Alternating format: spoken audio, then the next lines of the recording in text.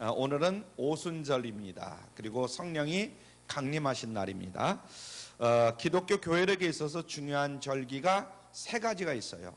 우리 기독교에 있어서 세 가지 절기가 있는데, 첫째는 성탄절입니다. 한번 따라하죠. 성탄절. 예수님이 이 세상에 오신 그 생일이 바로 성탄절이죠. 굉장히 중요하죠. 두 번째는 부활절입니다. 첫째는 뭐라고 그랬어요? 성탄절. 두 번째는 부활절이다. 예수님께서 죽음에서 부활하심으로 복음의 내용이 교회에 주어지게 된 거죠. 4월 12일 날이 금년도 부활주일이었습니다. 세 번째는 오순절입니다. 오순절 날 초대교회에 성령님이 임하시게 된 겁니다. 오순절 날 초대교회에 성령이 임하신 것이 바로 오순절이다, 이런 이야기입니다. 그래서 교회에 큰 능력이 임한 것이죠. 이 성령님은 삼위일체, 성부와 성자와 성령 하나님, 그래서 삼위라고 그러잖아요. 삼위 하나님이 일체 하나가 된 것이다. 그래서 성부, 성자, 성령 하나님이 하나가 된 것이다. 근데 하나님 가운데 한 분, 이 성령 하나님이 임재하신 날이다, 이런 이야기죠. 성령은 태초에 하나님과 함께 천지창조에 참여하신 영이신 줄로 믿으시길 바랍니다. 예수 그리스도를 처녀 마리아의 몸에 잉태케 하신 분도 바로 성령님이시고, 예수님께서 십자가에서 죽으신 후 예수님을 부활하게 하신 분도 바로 누구시냐면 성령 하나님이시죠. 그래서 성령님은 사람들로 하여금 예수 그리스도를 구주로 믿게 하시고, 우리가 그냥 예수 그리스도를 구주로 믿게 하신 분이 누구시라고요? 성령 하나님이에요. 성령님이 역사하심으로 예수님이 나의 구주가 되셨구나 하고 마음으로 믿고 입술로 고백하게 만들잖아요. 그래서 그들의 마음을 감동하여서 복음을 전파하게 하고, 예수 그리스도를 구주로 믿는 사람을 감화시켜 가지고 이제 예수 그리스도를 증거하며 살아갈 수 있도록 만드는 거예요. 그래서 하나님의 사람에게 영감으로 또 성경을 기록하게 하시고, 우리 성경 66권을 각자 기록한 사람들이 다 있잖아요. 그 사람들을 성령께서 감화시켜서 성경을 기록하도록 만들어 주신 거예요. 이게 바로 하나님의 영이신 성령님이 하신 일이다, 이런 이야기입니다. 이해가 되시죠? 이 성령님은 예수님이 십자가에 달려 죽으시고 부활 승천하신 후 오순절날 이 땅에 오셨습니다. 우리가 신약 성경을 읽어보면 물론 성령님이 구약 시절에도 가끔씩 나타나셔서 이렇게 증거를 하셨어요. 근데 신약에 오면은 이제 우리가 사도행전을 읽어보면 성령님이 어떻게 오셨는가, 그래서 부활 승천하신 후에 오순절날 성령님이 이 땅에 오셨다, 이런 얘기입니다. 오순절이다 이렇게 얘기할 때에 오순절이 도대체 뭐냐, 예수님이 부활하신 후 50일이 된 날을 오순절이다 이렇게 얘기하는 거예요. 이해가 되시죠? 예수님이 부활을 언제 했느냐, 금년 같으면 4월 12일이에요 해마다 365일이니까 해마다 조금씩 날짜가 바뀝니다. 근데 금년에는 4월 12일이 부활주일이었어요. 부활주일부터 지금까지 50일이 지남으로 오늘이 오순절이다, 이런 이야기예요. 이해가 되시죠? 그래서 여러분들이 오순절 할 때 50일을 얘기하는 건데, 이 50일이 언제냐, 4월 12일 금년도 같으면 부활주일이 지난 후에 50일이 지난 오늘이다, 이런 이야기입니다. 예수님께서 이 세상에 계실 때 우리에게 뭐라고 약속했냐면 성령을 보내주시겠다, 이런 약속의 말씀을 주셨어요. 요한복음 14장 16절 말씀 같이 봅니다. 시작. 내 아버지께 구하겠으니 그가 또 다른 보혜사를 너희에게 주사. 내가 아버지께 구하겠다는 것은 성부 하나님에게 구하겠다는 거예요. 그가 또 다른 보혜사를 너희에게 주사, 이런 말씀을 했습니다. 또 다른 보혜사는 바로 성령 하나님을 얘기하시는 거죠. 자, 그 다음에 영원토록, 시작. 영원토록 너희와 함께 있게 하시리니 저는 진리의 영이라. 진리의 영은 뭐죠? 성령 하나님이시잖아요. 근데 성령 하나님을 보내주셔서 우리와 함께 영원토록, 우리가 이 땅에 살아가는 동안에 또 주님 앞에 갔을 때도 그렇고 이제는 주님과 함께 성령님과 함께 동행하는 그런 삶을 살도록 만들어 주시겠다, 이렇게 말씀하신 겁니다. 이해가 되시죠? 그 후에 부활하신 예수님은 제자들에게 명령을 하시는데, 사도행전 1장 4절로 5절, 오늘 본문 말씀보다 앞에 나오죠. 사도행전 1장 4절로 5절 우리 같이 읽죠. 시작. 사도같이 모이사 저에게 분부하여 가라사대 예루살렘을 떠나지 말고 내게 들은 바 아버지의 약속하신 것을 기다리라. 요한은 물로 세례를 베풀었으나 너희는 몇 날에 못되어 성령으로 세례를 받으리라 하셨느니라. 아멘. 그러니까 예루살렘을 떠나지 말고 내게 들은 바 아버지의 약속하신 것을 기다리라. 그러면 성령 받을 것을 기다리라는 거예요. 요한은 물로 세례를 베풀었으나 너희는 몇 날이 못 돼서 무엇으로 세례를 받으리라? 성령으로 세례를 받으리라. 이렇게 말씀을 하시잖아요. 이 약속과 명령대로 제자들을 포함해서 120명의 성도들이 주님이 하신 그 약속의 말씀을 믿고 그대로 순종했습니다. 그래서 마가의 다락방에서 이 120명의 성도들이 함께 기도하고 함께 회개하고 그럴 때에 성령이 임하시게 된 줄로 믿습니다. 할렐루야.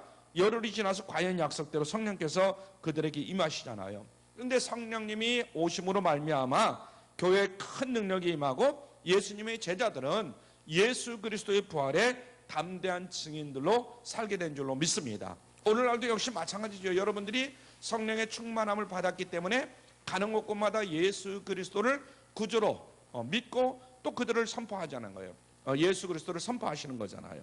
주님의 말씀을 의심하지 않는 믿음, 주님의 명령대로 그대로 따르는 순종, 죄를 회개하고 간구하는 기도, 주님의 약속이 꼭 이루어질 것을 믿는 그런 마음, 이 모든 것은 성령을 받고 성령이 우리에게 주신 그런 어떻게 보면 위대함이죠. 그런 전제 조건이 되는 거죠. 여러분, 지금도 참된 믿음이 있고 순종하는 마음이 있고 회개하며 간절히 기도하는 마음을 가진 그런 사람과 교회에는 성령께서 충만히 임재하시는 줄로 믿으시길 바랍니다. 그래서 여러분 한 사람 한 사람이 정말 성령으로 충만하기를 다시 한번 주님의 이름으로 축원합니다. 우리는 성령을 충만히 받아서 참된 주님의 증인이 되어야 되고 승리의 삶을 살아가는 귀한 성도들이 되어야 될 줄로 믿습니다. 나가서 예수 그리스도를 증거하고 하나님 나라 확장에 앞장서는 우리 모두가 되어야 되겠다, 이런 얘기입니다. 오늘 성령 강림 주일인데 첫 번째로 성령의 두 가지 상징을 살펴보도록 합니다. 바람과 불인데요. 오늘 말씀에서 성령께서 임재하실 때 두 가지 상징이 나타나는데 하나는 급하고 강한 바람 소리가 들렸다 그랬어요. 2절에 보니까 그런 말씀이 있죠. 홀련히 하늘로부터 급하고 강한 바람 소리 같은 그런 소리가 들린다고 그랬죠. 또 하나는 뭐냐면 불의 혀같이 갈라지는 그런 모습들이 보이는 거예요. 3절에 그런 말씀이 있어요. 불의 혀같이 갈라지는 것이 저에게 보여. 그래서 2절과 3절이 성령의 두 가지 상징으로 나타나는데 하나는 바람이고 하나는 뭐라고 그랬어요? 불이라고 그랬어요. 불. 한번 따라하죠. 바람, 불. 이같이 오늘 말씀에 보면 성령의 두 가지 이런 상징이죠. 자, 첫째로 성령은 원어로 바람을 뜻합니다. 바람을 뜻하는 거예요. 바람은 보이지 않는 힘이죠. 보이지 않는 힘인 이 성령은 사람들의 마음을 감동시키고 생명을 소생하는 큰 역사를 일으키는 줄로 믿으시길 바랍니다. 하나님께서 큰 역사를 이루시는데 보이질 않아요. 겉으로는 어떤 역사가 보이진 않아요. 바람도 그렇지 않습니까? 바람도 우리가 볼 때 눈으로 보이지는 않잖아요. 그런데 시원하잖아요. 바람이 불면. 근데 눈으로 보이지는 않아요. 나무가 흔들리고 바다에 큰 파도가 일어나고 이것은 다 바람이 일고 있구나, 바람이 강하구나, 잔잔하구나, 이걸 알 수가 있잖아요. 텔레비전 같은 데 보면 미국 텍사스라든가 중부 지역에 토네이도라는 그런 회오리 바람이 붑니다. 토네이도라고 여러분들도 아마 들어보셨을 거예요. 고속도로 같은 데 보면 막 차가 그냥 회오리 바람이 갑자기 불으면 그냥 차가 공중에 뜨는 거예요. 그리고 그냥 가정 같은 데로 이 회오리 바람이 불면 그냥 가정이 하늘로 날아가고 사람도 날아가는 경우도 있고 그런 경우가 많잖아요. 바람 속으로 빙글빙글 돌면서 올라가는 거예요.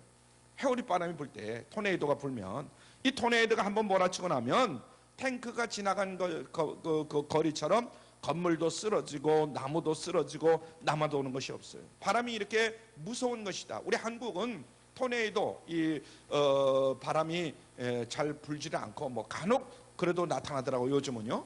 그런데 미국 같은 경우는 굉장히 흔합니다. 이스라엘 사람들은 이 성령을 바람으로 옛날부터 하늘에서 온 바람이다, 이 성령을 그렇게 많이 상징하고 있어요. 성경에도 그렇고 실질적으로 그런 이야기를 많이 합니다. 2절 말씀 봅니다. 오늘 2절 말씀 보면 시작. 홀련히 하늘로부터 급하고 강한 바람 같은 소리가 있어 저희로 앉은 온 집에 가득하며. 호련히 하늘로부터 급하고 강한 바람 같은 소리가 있다는 거예요. 그러니까 회바람이 부는 것 같은데 이것이 뭐냐면 성령의 바람이다, 이런 이야기입니다. 그리고 그 바람이 온 집에 가득했다 그랬어요. 급한 바람이 갑자기 와서는 움직이기도 아니하고 온 온 집안에 가득 찼다는 거예요. 그 바람이. 이것은 구약 성경에서는 하나님의 임재를 표현할 때 이렇게 표현했다 하는 것을 여러분들이 기억해야 될 줄 믿습니다. 하나님의 임재, 바람이 가득 찼다. 두 번째로 성령이 임하실 때에 불 같은 혀가 보였다는 거예요. 각 사람이 임했다 그랬습니다. 성경에서 불은 하나님의 임재를 상징하는 경우가 많이 있습니다. 구약 성경의 특별히 보면 불이 임할 때 성경에 불이 임할다 이런 기록이 있는데, 이것은 성령의 임재를 얘기하는 거예요. 모세가 시내산에서 가시던 불 속에서 불꽃을 발견하지 않습니까? 그것은 결국은 모세가 하나님을 만난 거예요. 아멘? 성경에 그렇게 되어 있죠. 하나님은 이스라엘 백성들을 광야에서 어떻게 인도했느냐? 구름 기둥과 불 기둥으로 인도하신 줄로 믿으시길 바랍니다. 그래서 성령님이 임재라는 것은 구름 기둥과 불 기둥으로 임재하셨다, 우리가 그렇게 고백하고 있잖아요. 또 하나님은 갈멜산에서 엘리야의 기도를 들으시고 불로 응답을 해주십니다. 때로는 그래서 불로 기도 응답을 해주신다. 불은 하나님의 임재를 상징하는 거예요. 그래서 불은 불순물을 태우는 그런 어떤 순결을 의미하는 거죠. 그래서 성령의 불은 죄를 소멸하는 능력을 가진 줄로 믿으시길 바랍니다. 그래서 죄가 많은 사람이 하나님 앞에 기도하고 회개하고 그래서 성령을 받으면은 그 모든 죄와 허물들을 정결하게 깨끗하게 씻어버리잖아요. 깨끗하게 태워버리잖아요. 또 불은 모든 힘의 원동력이 됩니다. 한번 따라하죠. 불은 모든 힘의 원동력이다. 우주선이 불을 뿜으면서 공중으로 올라가는 것 같이 이 불의 힘으로 모든 것이 움직이는 거예요. 불의 힘으로. 그래서 마찬가지로 성령의 불은 모든 신령한 활동을 하는 원동력이다. 그런 힘을 가지고 있다. 그래서 지금까지 더럽고 추한 삶을 살던 사람이 성령의 충만함을 받으면 이제는 신성한 일을 많이 합니다. 예수 그리스도를 증거하는 일을 많이 합니다. 초대교회 성도들 위해 성령이 임하실 때에 그들의 마음이 깨끗해진 줄로 믿습니다. 할렐루야. 우리 은혜교회도 성령의 바람이 불면 우리의 마음이 깨끗해진단 말이죠. 더럽고 추한, 죄송스럽지만은 더럽고 추한 마음들이 정결하게 깨끗하게 씻어지는 거죠. 또 그들은 능력을 받아서 주님의 담대한 증인에 대해서 가는 곳곳마다 예수 그리스도를 증거하는 그런 산 증인의 삶을 살게 되는 줄로 믿으시길 바랍니다. 주님의 일을 위해서 열정적으로 움직이기 시작하는 거죠. 그래서 성령이 그들에게 임할 때에 그들 모두가 성령으로 충만하게 되는 것입니다. 여러분 모두가 성령 충만하시기를 다시 한번 주님의 이름으로 축원합니다. 자, 그럼 성령 충만의 모습 두 번째, 이 충만이라는 뜻은 뭐냐? 가득하다 이런 뜻이에요. 성령으로 충만하다 그러면 성령으로 가득하다 이 말이에요. 여러분 한 사람 한 사람이 성령으로 충만, 성령으로 가득하기를 다시 한번 주님의 이름으로 축원합니다. 그릇에 물이 가득하면 소리가 나요, 안 나요? 안 납니다. 소리가 나질 않아요. 빈 그릇에 소리가 많아요. 그래서 빈 수레에 소리가 크다고 그러잖아요. 지금은 잘 수레를 끌지를 않아서 그런데 제가 어릴 때는 시골에 수레가 많았어요. 빈 수레, 아무것도 실지 않는 수레는 소리가 큽니다. 그런데 수레에다 짐을 잔뜩 실면 소리가 나질 않아요. 제자들도 성령을 충만히 받기 전에는 서로 누가 크냐 서로 다투면서 내가 크다, 내가 앞으로 뭐 그러면서 너네들 내 밑으로 들어와, 이런 소리를 했어요. 그러나 성령으로 충만하고 나니까 그런 소리가 싹 없어졌습니다. 한 마음 한 뜻이 돼서 오직 예수 그리스도를 증거하기가 바쁜 거예요. 할렐루야. 그러니까 이 교회 안에도 성령으로 충만한 성도들이 많이 모이면 교회에 여러 가지 잡음이 사라지게 됨을 깨달을 수 있길 바랍니다. 어떤 교회는 누가 크냐 하면서 내가 크다 하면서 불평하는 소리들이 많아요. 다투는 소리들이 많아요. 그런데 성령으로 충만함을 받으면은 그런 다투는 소리가 없어요. 다 겸손하고 예수 그리스도를 증거하는 데는 서로 앞장서려고 하고 그런 경우가 많아요. 여러분 모두가 성령 충만하시기를 다시 한번 주님의 이름으로 축원합니다. 성령이 우리 마음에 가득하면 세상의 여러 가지 잡념, 불길한 생각들, 교만, 정욕 이런 것들이 들어갈 수가 없어요. 왜냐하면 성령으로 충만하니까 왔다가도 떠나가게 되는 줄로 믿으시길 바랍니다. 또 물이 충만하면 넘쳐서 흐르게 된다. 컵에 물이 가득하면 물이 넘쳐서 흐르게 되는 거죠. 더 이상 다른 것은 세상 것은 담을 수가 없잖아요. 그래서 오래 참음이라든가 자비와 양성과 충성과 무슨 온유 절제 이런 것들은 바로 성령의 충만함, 바로 우리 그리스도인의 성품인 줄로 믿으시길 바랍니다. 그래서 사도행전 2장 46절로 47절에 보면 그들의 생활 모습이 어떤가 그것을 잘 기록해 놨어요. 우리가 읽지는 않았지만은 그 뒤에 이제 사도행전 2장 46절로 47절에 보면 그들이 성령 충만하게 되니까 어떤 삶을 살았는가 같이 읽죠. 시작. 날마다 마음을 같이하여 성전에 모이기를 힘쓰고 집에서 떡을 떼며 기쁨과 순전한 마음으로 음식을 먹고 하나님을 찬미하며 또 온 백성에게 칭송을 받으니 주께서 구원받는 사람을 날마다 더하게 하시느니라. 서로 막 내가 크다, 내가 잘났다, 똑똑하다 막 그러던 사람이 성령으로 충만하니까 그런 것이 싹 없어져 버렸어요. 하나님을 찬양하고 서로를 높여주고 그러는 거예요. 모두가 은혜가 넘치는 그런 삶을 사는 줄로 믿습니다.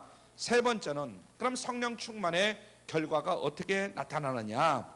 4절에 보면 먼저 이제 다른 방언으로 말하는데 오순절에 특별한 한 가지 이적이 따랐는데 성령이 임하니까 각각 다른 방언으로 말을 하기 시작하더라는 거죠. 자, 4절 봅니다. 4절 시작. 저희가 다 성령의 충만함을 받고 성령이 말하게 하심을 따라서 다른 방언으로 말하기를 시작하느니라. 아멘. 저희가 다 성령의 충만함을 받고 성령이 말하게 하심을 따라서 각각 이제 얘기를 하는데 자기 나라 말로 하는데 듣기는 다 알아듣는다 이 말이에요. 다른 방언으로 말하기를 시작하니라. 이게 성령 충만을 받은 성도들이 각자 자기 말로 하는 거예요. 내가 예를 들어서 영어를 모르는데 영어로 말하는 것이 아니라 자기 말로, 자기 나라 말로 하는 거예요. 다른 사람의 알아듣는 그런 이해할 수 없는 일들이 막 일어나기 시작하는 거예요. 예를 들어서 오늘날도 마찬가지잖아요. 우리가 외국인들하고 만나면 말하자면 영어 같으면 어느 정도 알아듣지만은 저 독일어라든가 이런 데 말을 하면 잘 모르잖아요. 못 알아듣잖아요. 그런데 다 알아듣다는 거예요. 왜냐면 오순절이 되니까 여러 나라에서 사람들이 모여드는 거예요. 오순절날. 그래서 성령을 행사는 해야 되니까. 그런데 제자들에게 성령께서 역사해가지고 외국 방언을 말하게 하는 거예요. 그래서 듣는 사람이 자기 말로, 자기 나라 말로 다 이해를 하기 시작하더라는 거죠. 고린도 교회에 있었던 방언은 못 알아듣는 방언입니다. 각자 자기 나라 말로 하니까 내가 알아들을 수가 없는 거예요. 그래서 성령을 받음으로 말미암아 모두가 하는 말들을 알아듣게 되었다. 할렐루야. 민족적 편견이라든가 우월감이라든가 문화적 장애를 다 극복하고 마음문이 열려가지고 복음 안에서 완전히 소통된 줄로 믿으시길 바랍니다. 자, 그 8절을 보세요. 8절에 보니까 뭐라고 기록되어 있습니까? 시작. 우리 각 사람의 난 곳 방언으로 듣게 되는 것이 어쩌면요 그랬어요. 우리가 이게 참 이상하다 말이야. 각 사람의 난 곳 방언으로 듣게 됐더라. 자기 나라 말로 다른 나라 말로 얘기하는데 자기 나라 말로 다 듣는 거예요. 그래서 모두가 다 놀랐다는 거죠. 이것은 방언하는 사람의 특별한 경건, 능력, 재주 이런 것이 아니고 성령께서 강권적으로 역사해가지고 말하는 자와 듣는 자의 사이를 하나로 만들어 주시는 거예요. 할렐루야. 그래서 말하는 자가 이렇게 자기 나라 말로 말하더라도 듣는 자는 또 자기 나라 말로 듣게 되는 거예요. 이 방언의 근본은 성령 충만에 있는 것이다. 그래서 성령 충만하게 되면 성령께서 말하게 하는 대로 말하게 되는 줄로 믿으시길 바랍니다. 오늘날도 보면은 우리 성도들 가운데 방언으로 말하는 사람들이 있어요. 방언을 또 통변하는 사람들도 있어요.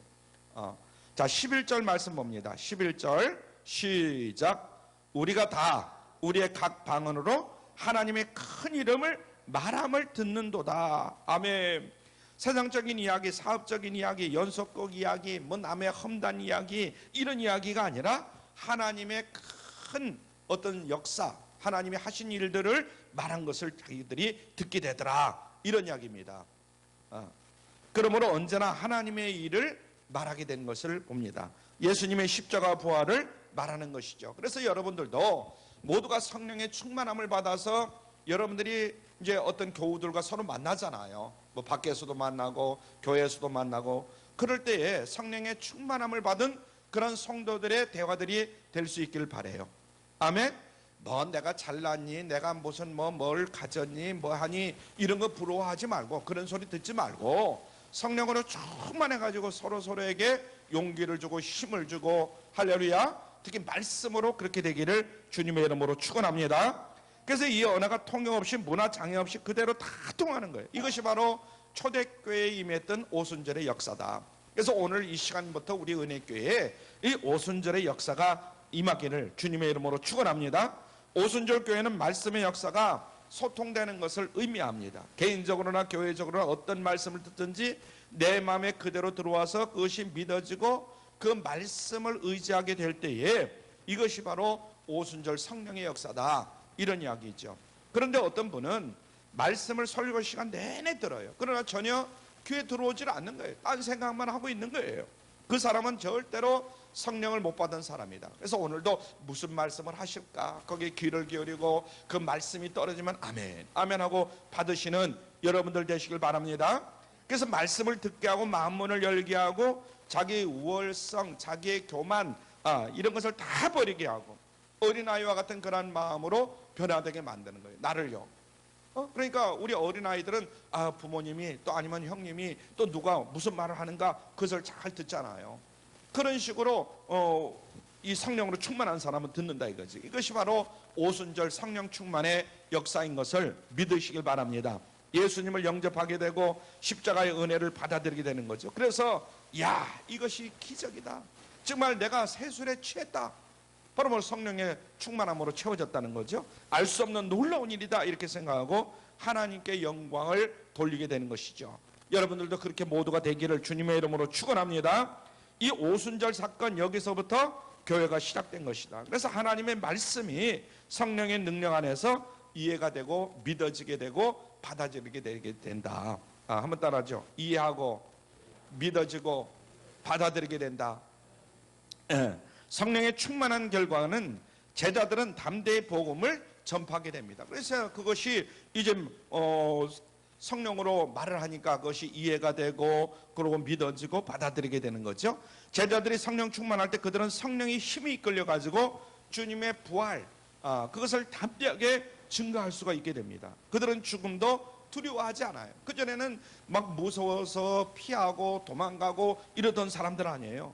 베드로는 글을 하나도 모르는 사람이에요. 사실은 어부였기 때문에. 우리가 보면 베드로가 글을 잘 알고 그런 줄 알지만은 사실은요, 옛날부터 그냥 고기 잡는 데만 몰두한 거예요. 태어나가지고 어부 자기 아버지 따라다니면서 고기 잡는 일을 배우고 어부로 생활하는 거예요. 그러니까 오늘날도 사실은 저 시골 가서 학교도 안 다니고 그런 사람들은 글을 쓸 줄도 모르고 읽을 줄도 모르는 사람이 간혹 있을 수도 있거든요. 지금 전부 의무적으로 초등학교는 나와야 되니까 그런 거는 없겠지만, 그러나 아주 벽진이 있을 수도 있단 말이죠. 그 당시는 거진다 그랬어요. 그런데 예수님의 제자가 되고 그랬단 말이죠. 그런데 이 베드로는 타고날 때부터 다혈질이에요. 그냥 웬만하면 그냥 못 참아요. 누구보다도 또 앞장서야 돼. 그래서 언제든지 앞서기를 좋아했어요. 그러나 예수님이 십자가에 돌아가실 때 그는 예수님을 왜 3번이나 모른다고 부인하잖아요. 성경에 기록되어 있잖아요. 그만큼 다혈질이고 나름대로 예수 그리스도를 막 믿었다가 그냥 비겁한 인간이 돼버리고 말해요. 그런데 그가 성령을 받게 되니까, 성령 충만하니까 자기의 부끄러운 과거는 다 잊어버리고 3,000명 앞에서 설교를 합니다. 할렐루야.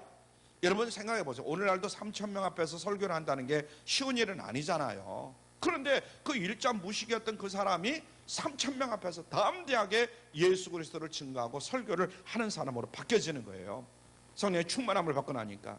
어떻게 이런 변화가 일어날 수 있느냐? 이것은 바로 성령 충만의 역사입니다. 할렐루야. 그래서 내가 많이 배우고 내가 무슨 대학을 나오고 인류대학을 나오고 이것이 중요한 것이 아니라 내가 성령 충만 받는 것이 더 중요하다 하는 것을 늘 깨달아야 될 줄로 믿습니다. 스데반 집사님도 역시 마찬가지. 말씀을 담대하게 증거하잖아요. 집사였지만 담대히 복음을 전도하다가 순교하게 되고, 빌립 집사님도 마찬가지고 사마리아 지방으로 전도를 떠났던 것을 봅니다. 그 밖에 한 사람 한 사람 모두가 다 누명으로 사방을 다니면서 예수 그리스도를 증거하는 그런 사람들이 되었어요. 복음을 전파하는. 그래서 안디옥이라든가 다메섹이라든가 로마이라든가 이런 데도 교회가 세워지게 되고 그랬던 것을 우리가 알 수가 있습니다. 복음이 전 세계로 퍼져나가게 된 거죠. 그래서 성령이 임하시면 바로 누구나 예수 그리스도의 산 증인들이 됨을 믿으시길 바랍니다. 할렐루야. 그래서 오늘날 우리가 성령의 충만함을 받아서 이제는 예수 그리스도를 증거하는 전도자의 입술이 되어야 된다.